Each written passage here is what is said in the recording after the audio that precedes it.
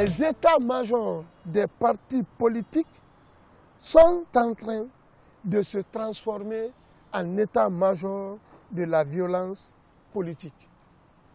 Les menaces fusant de tous les bords, bien relayées par les médias de la place et d'ailleurs, donnent le froid dans le dos et la sueur au front.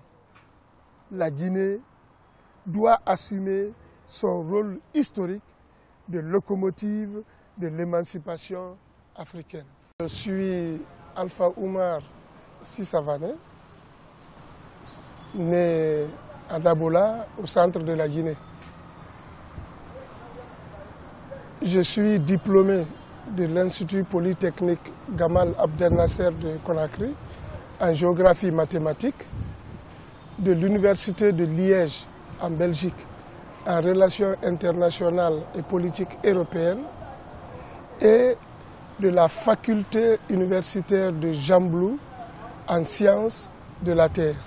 La première partie parle des dates du 25 août et du 28 septembre 1958, c'est-à-dire l'arrivée du général de Gaulle en Guinée et le référendum gaulliste.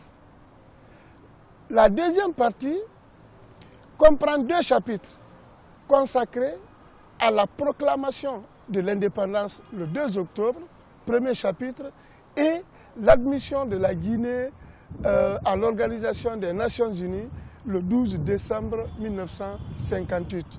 Ce qui m'a inspiré dans l'écriture de l'ouvrage, c'est que l'histoire de la Guinée occupe une place importante dans l'histoire de l'Afrique. Mais fort malheureusement, ce sont les Guinéens eux-mêmes qui sont en train de brader leur histoire, de l'ignorer et d'essayer de la réinventer, de la réécrire. C'est pourquoi je me suis dit qu'il serait important que les Guinéens, la jeunesse guinéenne, sache les dates glorieuses de la République de Guinée. Le message, c'est un message de rappel. Que les Guinéens sachent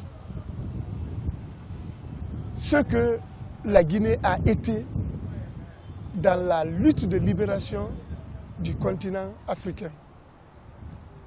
La place du courage des populations guinéennes quand elles ont osé dire non au général Charles de Gaulle le 28 septembre 1958.